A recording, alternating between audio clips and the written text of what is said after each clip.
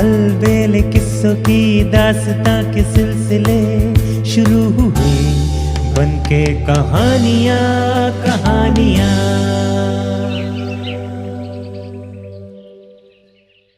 एक कहानी ऐसी भी।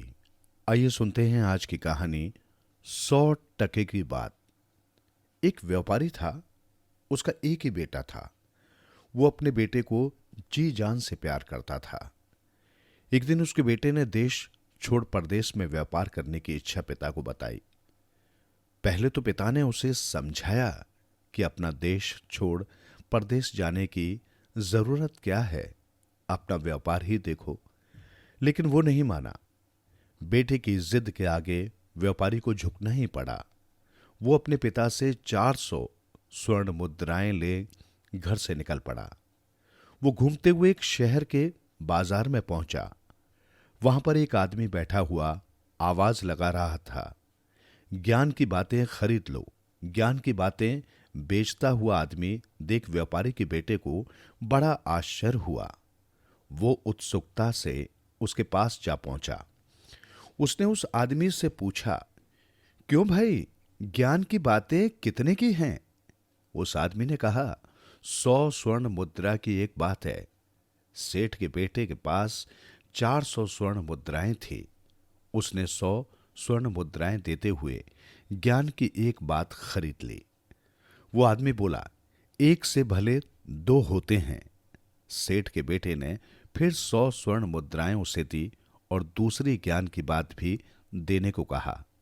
उसने दूसरी बात बताई, खाना हमेशा अच्छी तरह से देखभाल कर खाओ।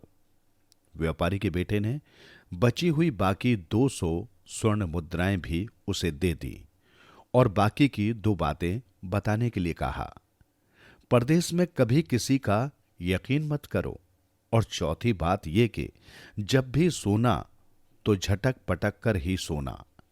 सेठ का बेटा चारों बातों को दिल और दिमाग में रखकर आगे चल पड़ा। चलते चलते उसकी निगाह तालाब के पास एक कछुए पर पड़ी। तभी उसे ज्ञान की पहली बात ध्यान में आई, सफर में हमेशा एक से भले दो होते हैं। उसने तुरंत कछुए को उठाकर अपने साथ ले लिया। काफी दूर चलने के बाद वो थक गया। वहीं पर एक घने पेड़ के नीचे आराम करने के लिए लेट गया। ठंडी ठंडी हवा चल रही थी। उसने कछुए को पेड़ की डाली पर रख दिया। पेड़ की खो में एक सांप का बसेरा था। उस पेड़ पर बैठने वाले कौए से सांप की मित्रता थी। किसी भी मुसाफिर को पेड़ के नीचे आराम करते देख कौआ तुरंत कांव कांव की आवाज लगाकर सांप को बता देता। उसकी आवाज को सुन सांप बिल से बाहर आता और मुसाफिर को डस लेता। रोज का उनका यही काम था। व्यापारी का बेटा पेड़ के नीचे लेटा हुआ था। कौवे ने कांव कांव की आवाज लगानी शुरू कर दी।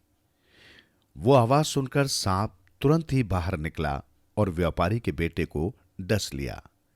कछुए ने अपने दोस्त की यह हालत देखी तो वो बड़ा दुखी हुआ। कौआ कुछ ही दूरी पर आराम से डाल पर बैठा हुआ था। कछुए को कौए पर बहुत गुस्सा आया। उसने धीरे धीरे खिसक कर कौए की गर्दन चुपचाप जा पकड़ी। कौआ कांव कांव कर चीखने चिल्लाने लगा। कौए की कांव कांव सुनकर सांप फिर बिल से बाहर आया और उससे पूछा, अरे तुम्हें क्या हुआ, इस तरह क्यों चिल्ला रहे हो? कौआ बोला, भैया, इस कछुए से मेरी जान बचाओ। इसने मेरी गर्दन पकड़ ली है। तुम जल्दी से इसके साथी का जहर चूसकर उसे जिंदा कर दो, नहीं तो ये मुझे मार डालेगा। सांप के पास अब कोई चारा नहीं था। उसने तुरंत व्यापारी के बेटे का जहर चूस लिया। शरीर से जहर का असर उतरते ही वो उठकर बैठ गया। कछुए ने भी कौए की गर्दन छोड़ दी। व्यापारी का बेटा सोचने लगा, 100 स्वर्ण मुद्राएं उस आदमी को देकर जो बात खरीदी थी, उसी की वजह से आज उसकी जान बच गई। व्यापारी का बेटा वहां से आगे बढ़ गया। रास्ते में कुछ दूर उसे एक पोखर नजर आया। वो पोखर के पास रुक गया। कछुए को उसने उसी पोखर में छोड़ दिया। फिर चलते चलते वो एक गांव में पहुंचा। वो गांव ठगों का गांव था। वहां पर एक से बढ़कर एक ठग थे। ठगों ने जब व्यापारी के बेटे को आते देखा तो वे उसके पास जाकर उसे ठगने की सोचने लगे। उनमें से एक ठग बड़ी चतुराई से बोला, क्या बात है जीजा जी, आप तो हमें भूल ही गए। धन्य भाग हमारे जो आप हमारे घर पधारे। आज हम आपको कहीं नहीं जाने देंगे। आप घर चलिए। व्यापारी का बेटा ठगों के जाल में फंस गया। वो उन ठगों के साथ उनके घर आ गया। वहां पर ठगों ने उसे बड़े प्रेम से बैठाया, खूब खातिरदारी की और हालचाल पूछा। कुछ देर बाद व्यापारी का बेटा और ठग भोजन करने बैठ गए। तभी व्यापारी के बेटे को उस आदमी की दूसरी बात याद आई। खाना हमेशा अच्छी तरह देखभाल कर खाओ। उसकी नजर दरवाजे के पास खड़े कुत्ते पर गई। उसने थोड़ा खाना कुत्ते के आगे डाल दिया। ये देख ठगों का मुंह लटक गया। भोजन में उन्होंने बहुत तेज जहर मिला रखा था। खाते ही कुत्ता वहीं मर गया। ये देख व्यापारी के बेटे के होश उड़ गए। व्यापारी के बेटे ने बहाना बनाया कि उसे भूख नहीं है और वो खाना छोड़कर उठकर खड़ा हो गया। रात में सोने के लिए व्यापारी के बेटे को ठग की बड़ी बेटी एक कमरे में ले गई। कमरे में एक बहुत सुंदर पलंग था जिस पर बहुत ही मुलायम बिस्तर बिछा हुआ था। वो सोने की तैयारी करने लगा। फिर उसे उस आदमी से खरीदी हुई तीसरी बात याद आई। जब भी सोना तो झटक पटक कर ही सोना। उसने तुरंत बिस्तर झाड़ने के लिए बिस्तर उठाया। बिस्तर उठाते ही सारा भेद खुल गया। पलंग एकदम कच्चे सूत से बुना हुआ था। एक सुरंग के ऊपर पलंग रखा हुआ था। वो मौत के मुंह में जाने से फिर बाल बाल बच गया। उसने मन ही मन उस आदमी का आभार मान लिया, जिसकी वजह उसकी दूसरी बार भी जान बची। ठग की बड़ी बेटी ने बहुत कोशिश की, हर तरह से मना कर सुलाने के जतन किया, मगर वो नहीं सोया। उसे वो चौथी बात याद थी कि परदेश में कभी किसी का यकीन न करो। उसे गहरी नींद आ रही थी, लेकिन वो नहीं सोया। अंत में ठग की बेटी हार मानकर मुंह लटकाए चली गई। उसके जाने के थोड़ी देर बाद ठग की छोटी बेटी आई। वो अपने परिवार से जरा अलग स्वभाव की थी। उसने जब व्यापारी के बेटे को देखा तो वो मन ही मन उससे प्यार करने लगी। उसने व्यापारी के बेटे से कहा, ये गांव ठगों का है।